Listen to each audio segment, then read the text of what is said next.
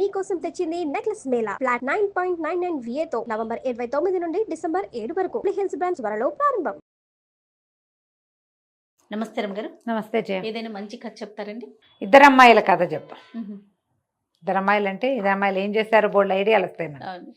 ఒక ఊళ్ళో ఒక బాగా ధనవంతుడైన ఒక ఆయన ఉండేవాడట. ఆయన పెళ్లి చేసుకున్నాడు, కూతురు పుట్టింది. కొడుకు పుట్టలేదని ఆయన రెండో పెళ్లి చేసుకున్నాడు. రెండో భార్య కూడా ఇంకో కూతురు పుట్టింది. కానీ రెండో భార్య మంచి తెలివైంది. ఆవిడ ఆయన ధనవంతుడిని ఆకట్టుకుని పెద్ద భార్య దగ్గరికి వెళ్ళనిచ్చేది కాదు.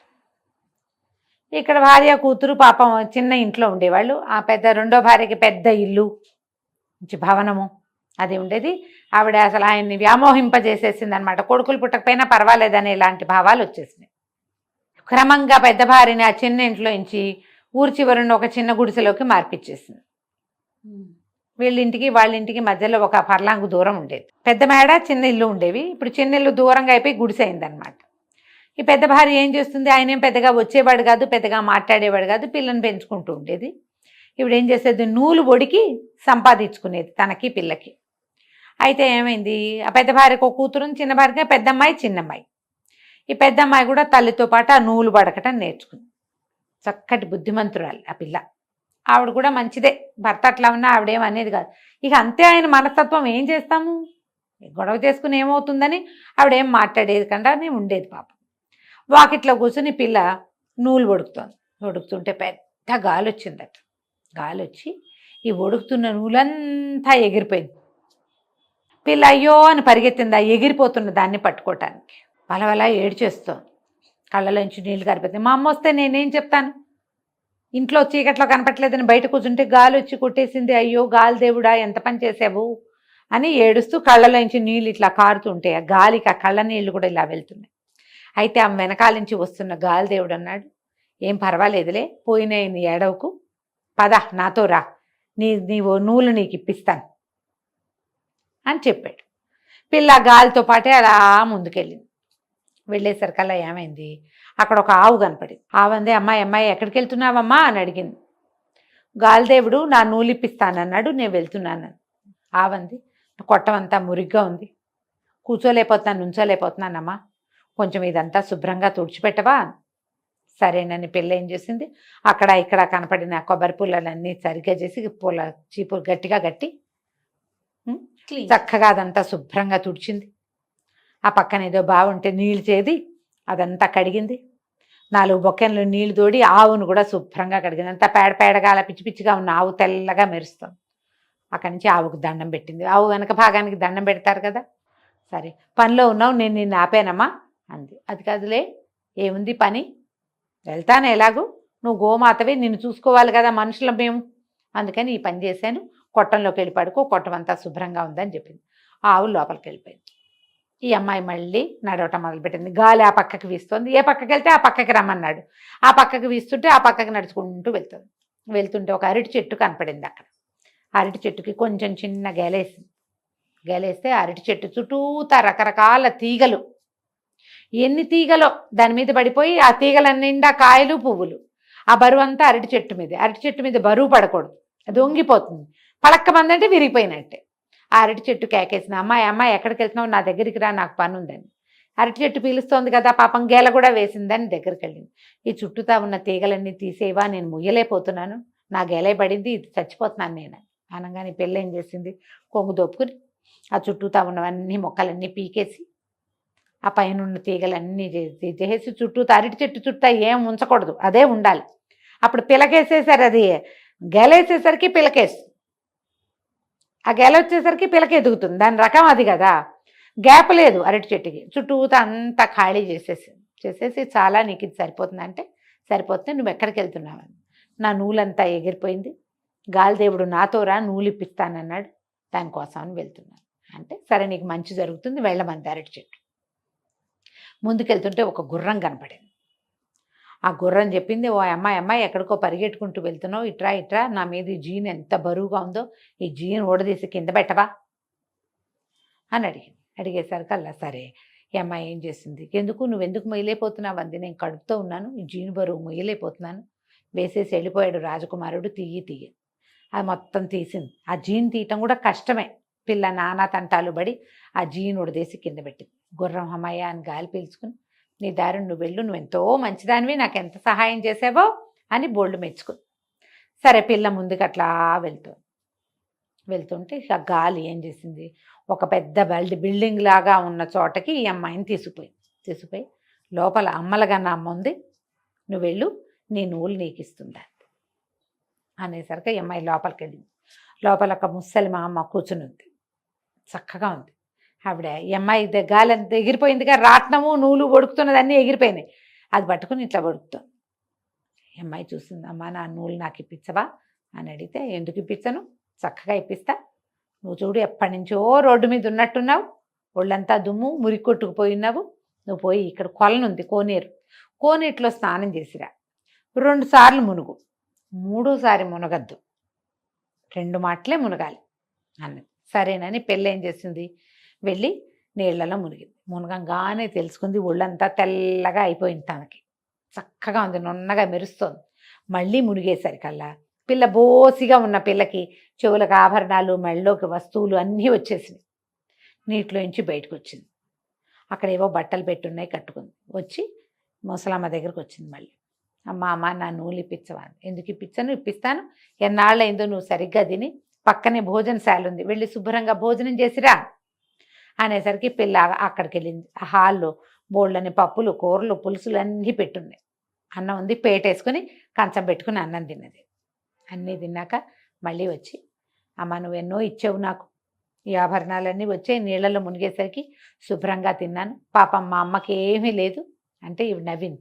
ఏం పర్వాలా, మీ అమ్మ కూడా అన్నీ ఉన్నాయి, నువ్వు ఇక్కడ నీళ్ళలో మునిగేసరికి అక్కడ మీ అమ్మకి కావాల్సినవన్నీ వచ్చాయిలే, మీ అమ్మ కూడా అన్నం తిన్నది, ఏం పర్వాలేదు, ఇంకొకటి ఇస్తాను, అది పట్టుకుని వెళ్ళు, అక్కడ చూడు ఎన్నో బుట్టలు ఉన్నాయి చూడండి, అక్కడంతా ఇంత అంత అంత అంత పెద్ద పెద్ద బుట్టలు బోల్డ్ ఉన్నాయి, ఆ బుట్టల నుంచి ఒక బుట్ట తీసుకెళ్ళు, నీకు కావాల్సిందే అని. ఈ పెళ్ళి అనుకుంది, ఇన్ని రకాలు ఇస్తే మళ్ళీ బుట్టల దేట తీసుకెళ్తాం, సరేలే అని అన్నిట్లో చిన్న బుట్ట ఒకటి తీసుకుంది. బుట్ట పుచ్చుకుని, ఈ బుట్ట జాలమ్మ వెళ్ళిపోతానంటే ఆవిడ నవ్వింది. ఆ నూలంతా ఇట్లా చుట్టి ఉండ చేసి చేతిలో పెట్టింది. నూలు ఉండ తీసుకుని వెళ్ళిపోను అని. పిల్ల నడుచుకుంటూ వచ్చింది. వెనక్కి వచ్చేసరికి అలా గుర్రపిల్ల కనపడింది, గుర్రం కనపడింది, దానికి ఒక పిల్ల పుట్టింది. గుర్రం అంది, ఈ గుర్రపిల్లని తీసుకుపో, గుర్రం ఎక్కువ, నేను ఇంటికి తీసుకెళ్తుంది, దీన్ని నువ్వే ఉంచుకోవాలి. ఆ గుర్రాన్ని ఎక్కి వెళ్ళటం మొదలుపెట్టింది. అరటి చెట్టు కనపడింది, అది ఇంత పెద్ద గెలేసింది. అరటి చెట్టు ఏం చేసింది, దాత నన్ను ఎటాగు కొట్టేస్తారు, ఈ గెల నువ్వు పట్టుకెళ్ళని ఆ గెల ఇచ్చి గుర్రం మీద పెట్టింది. అరటి పళ్ళ గెల పుచ్చుకొని వెళ్తుంటే ముందు ఆవు కనపడింది. ఆవు దూడ, ఆవుకు ఒక దూడ ఉంది. ఆవు ఏం చేసింది, ఇట్రా అని ఆ ఘాట్లో చూడు ఇక్కడ సంచి ఉంది, ఆ సంచి తీసుకో అంది. ఆ సంచి నిండా బంగారు మొహరీలు ఉన్నాయి, ఈ సంచి పుచ్చుకెళ్ళు, ఒక్కడు కూడా ఇది శుభ్రం చేయాల, నువ్వే ఇది శుభ్రం చేసిన దానివి అని చెప్పి ఆ బంగారం ఉన్న మూట పిల్ల చేతిలో పెట్టి, ఇది ఆ పిల్ల ఆ గుర్రం మీద వేసుకుని ఆ గుర్రం ఎక్కి నిదానంగా ఇంటికి వెళ్తే తమ ఇంటి ప్లేస్లో పెద్ద ఇల్లు వాకిలి అన్నీ ఉన్నాయి. అప్పుడు ఈ పిల్ల చెప్పింది, అమ్మలుగా అమ్మని చూశాను, ఎంత బాగుందో, ఇదిగో ఈ నూలేమో నీకు ఇచ్చింది, ఈ బుట్ట నాకు ఇచ్చిందమ్మా అని చెప్పి అరటి పళ్ళ గేల, ఈ గుర్రము, డబ్బు అన్నీ తల్లికి అప్పచెప్పింది. అమ్మంది, ఈ బుట్టలో ఏముందమ్మా, ఏమో నాకు తెలియదమ్మా, ఏదో ఒక బుట్ట తీసుకెళ్ళమంది, ఇన్నిచ్చింది, ఇంకా పెద్ద బుట్ట ఎందుకని చిన్న బుట్ట తీసుకొచ్చానమ్మా, ఎక్కడైనా తగిలించుకుందాం బాగుందని. అమ్మంది, అందులో ఏముందో చూద్దాం పట్టని ఆ బుట్ట తీశారు. ఆ బుట్ట ఎప్పుడైతే ఓపెన్ చేశారో అందులో నుంచి ఒక పెద్ద వెలుగులాగా బయటకు వచ్చి ఒక పొడుగాటి కుర్రాడు వచ్చాడు అక్కడికి. ఆ వెలుగు ఒక కుర్రాడుగా మారింది. ఆ అబ్బాయి ఏం చెప్పాడంటే, నేను ఈ దేశాలని రాజుగారి 2వ కొడుకుని, ఓహో, ఈ బుట్టలో ఉన్నాను నేను, నన్ను ఎవరు బయటికి తీస్తారో ఆ పిల్లని నేను పెళ్లి చేసుకోవాలని అమ్మలుగన్నయ్యమ్మ చెప్పింది నాకు అని చెప్పి ఈ పిల్లని నేను పెళ్లి చేసుకుంటానన్నాడు. వాళ్ళ అమ్మ ఆశ్చర్యపోయింది. ఓరిని భలే చక్కగా పిల్లకు పెళ్లి చేయాలన్నదే దిగులు, పెళ్లి కూడా కుదిరిపోయింది. చక్కగా అంగరంగ వైభవంగా పెళ్లి చేశారు. రాజుగారు 2వ కుమారుడు వీళ్ళ మేడలోనే ఉండిపోయాడు. చుట్టుపక్కల వాళ్ళందరూ ఓహో పిల్లకి ఎంత దశ పట్టిందని చెప్పుకున్నారు. రాజుగారి ధనవంతుడి చిన్న భార్య కూతురికి కూడా పిలిపెళ్ళింది, చిన్నమ్మాయికి కూడా. కానీ వాళ్ళు రాల పెళ్ళికి. ఇంత చక్కటి పెళ్లి కొడుకు వచ్చాడు, ఏమిటో ఇవి అవి కలిసి వచ్చినాయి, గుర్రం వచ్చింది, వాళ్ళ ఇంటికి అవి వచ్చినాయి ఇవి వచ్చినాయి అని చెప్పుకున్నారు. సరే 2వ భార్య అంది, వసే అవన్నీ మనకి వస్తాయే, నువ్వు ఎల్లు. నువ్వు కూడా వెళ్ళు, ఆ అమ్మలుగా నమ్మ ఏమిటో చూసిరా ఇట్టాట. నేను వెళ్ళి కనుక్కున్నాను నేను, ఏమీ లేదు, వాకిట్లో నూలు వడుకుతూ కూర్చో, గాలి వస్తే గాలితో పాటు పో, అమ్మలుగా నమ్మని చూసిరా, నీకు కావాల్సింది అడిగి తెచ్చుకోవచ్చు, పెద్దది అటాగే తెచ్చుకుంది, నువ్వు కూడా అటాగే తెచ్చుకోవచ్చు. చిన్నది మహా పొగరబోతు, సాగుబడి, దాని ఇష్టం. వాళ్ళమ్మ ఇప్పుడు వాళ్ళ దగ్గర చాలానే ఉన్నాయి, ఉంచుకోవచ్చు కదా. ఈ వీళ్ళ దగ్గర ఉన్నా కూడా మనకే కావాలని ఎందుకు అనుకోవాలి ఎవరైనా. సరే వాకిట్లో కూర్చుంది నూలు పడుకుతూ, గాలి రాదు పాడు రాదు ఎప్పటికీ. దాంతో ఏం చేసింది ఈ అమ్మాయి, లోపల నుంచి ఒక విసినకర్ర పట్టుకొచ్చి బాగా విసిరి ఆ నూలంతా ఎగిరిపోయేలాగా చేసింది.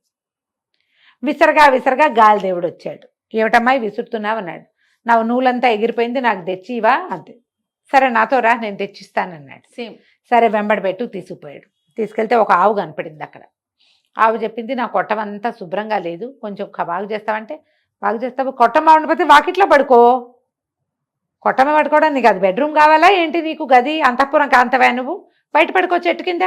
ఇవన్నీ ఎవరు చేస్తారు ఈ పనులన్నీ, పేడగీడ నేనేం ముట్టుకో, నాకు అసలు అలవాట్లేదు చెత్తపుట్టలు ముట్టుకోవటం అని పిల్లని అడవటం మొదలుపెట్టి. అరటి చెట్టు కనిపించింది. ఓ పాప ఇట్రా ఇట్రా, కొంచెం ఈ మొక్క చెట్లన్నీ పీకవా, చుట్టూతా ఉన్నాయంటే అనేసరికల్లా చెట్టు మొదట వచ్చినప్పుడే పీకించుకోవాలి. ఇంతంత పెరిగిపోయి నీ మీద పడితే ఇవన్నీ ఎవరు ముట్టుకుంటారు, అవన్నీ ఇట్లా రసాలు వస్తాయి, ఆ చెట్లు ముట్టుకుంటే చేతులు కంపు, నేను ముట్టుకోను, నాకు అలవాట్లేదు, ఇలాంటి పనులన్నీ నేను చేయను పొమ్మని ఊరుకుంది అరటి చెట్టు. ఇంకా ముందుకెళ్ళేసరికల్లా గుర్రం కనపడింది. నా మీద జీనుంది తీవా అంది. ఎవడు వేశాడో వాడితో తీర్చుకో, ఎవ్వరికి హెల్ప్ చేయాల, మాకు అలవాట్లేదు, అవసరం లేదు, అలవాటు లేదు, అవసరము లేదు, ఇంకేంటంటే ఆ రకమైన ధోరణి లేదు. ఈ గుర్రం ఊరుకుంది. ఇంకా ఈ అమ్మాయి నడుచుకుంటూ వెళ్ళింది. వెళ్ళాక గాలిదేవుడు అన్నాడు, లోపలికి వెళ్ళమ్మా, అమ్మలుగా అమ్మ ఉంది, ఆవిడ దగ్గరికి వెళ్ళమ్మా. లోపలికి వెళ్ళింది. ఆవిడ నూలు తీసుకుంటుంది. ముసలి మా అమ్మ కూర్చుంది. లోపలికి వెళ్ళింది. ఈ అమ్మాయి అటు ఇటు చూస్తుంది. అమ్మలుగా అమ్మ అంటే ఈ పిల్ల ఏమనుకుంది, ఈవిడ ఇటగో కూర్చుంటుంది అనుకుంది. ఇటు చూస్తే ముసలిమామ ఉంది ఇక్కడ, ఈవిడే అమ్మలుగన్న అమ్మాయి ఉంటుందని దాని ఊహ కూడా రాల. లోపలికి వెళ్ళి, ఓ ముసలమ్మ నువ్వేనా అమ్మలుగన్న అమ్మవి, రే ఆవిడ ఎవరన్నా ఉందా అని అడిగింది. ఆవిడ నవ్వి, నేనేను అని. సరే మా పెద్దదానికి ఏవో ఇచ్చావు చాలా, నాకు కూడా ఏమైనా ఇవ్వు, అవి పుచ్చుకుని నేను వెళ్తా అంటే ఆవిడ నవ్వింది. అలాగే వెళ్ళి చెరువులో మునిగిరా, కొలంలో 2 సార్లు మునుగు అంతేనంత. సరే పిల్ల వెళ్ళింది, నీళ్ళల్లో మునిగితే చక్క తెల్లగా మెరిసిపోయింది. బాగున్నాను అనుకుంది. రెండోసారి మునిగితే మామూలుగానే దానికి కొన్ని ఆభరణాలనే ఇంకా వచ్చినాయి, గజ్జలు అవి గల్లు గల్లుమంటూ. మూడోసారి మునిగితే ఏమిటో బ్రహ్మాండం పగిలిపోతుంది అనుకుంది.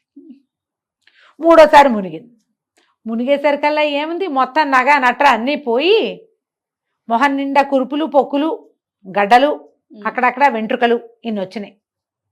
నిర్ఘాంతపోయింది. అది లేచి బయటకు వచ్చి సో ఇదేమిటి, నేను ఇట్ట తయారైన ముసల్దాన, నువ్వు నన్ను ఏం చేసావే, నీ మొహం మండా అని తిట్టింది అమ్మవారిని. అమ్మలుగా నమ్మని తిట్టేసరికల్లా ఆవిడంది, నేను చేసేదేముంది, నీకు నువ్వే చేసుకున్నావు, పో ఇక్కడి నుంచి బయటికి అని చెప్పి ఆ చేతిలో ఉన్న నూలుని ఇట్లా విసిరేసరికల్లా ఆ నూలు ఈ పిల్లని తరివేసింది, బయటికి వచ్చేసింది. ఆ బిల్డింగ్లో నుంచి బయటకు వచ్చేసింది. నూలే తోసేసింది అమ్మాయిని బయటికి. ఆ తోసుకుంటూ తీసుకొచ్చేసింది నూలు, ఇంకక్కడ నిలవనివ్వల.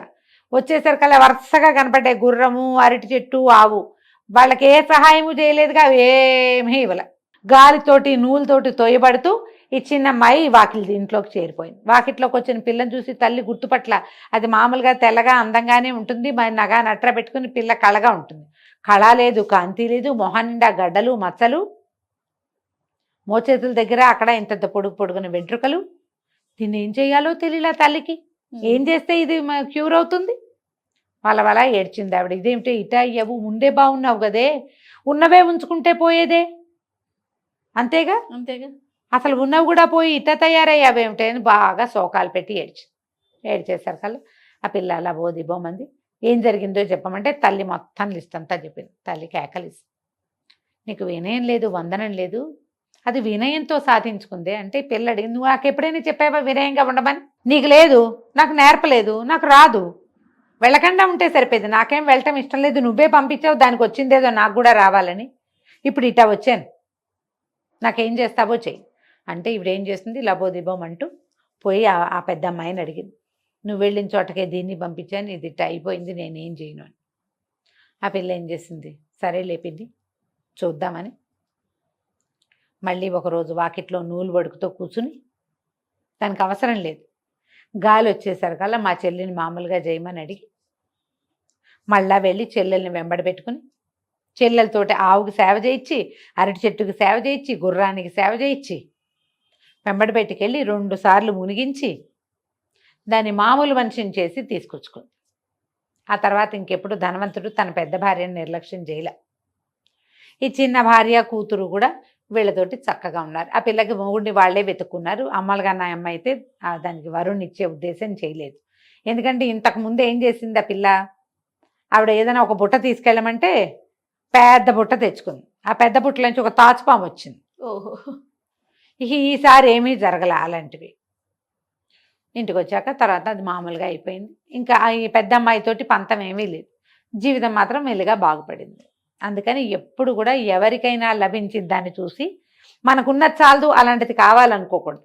వాళ్ళలాగా కాదు, మనలాంటి దారిలోనే మనం వెళ్ళాలి. మనం పిల్లలకి అది అర్థమయ్యేలాగా చెప్పాలి. వాళ్ళకుంది నాకు కావాలి అనకూడదు. వాళ్ళది వాళ్ళదే, మనదే మందే.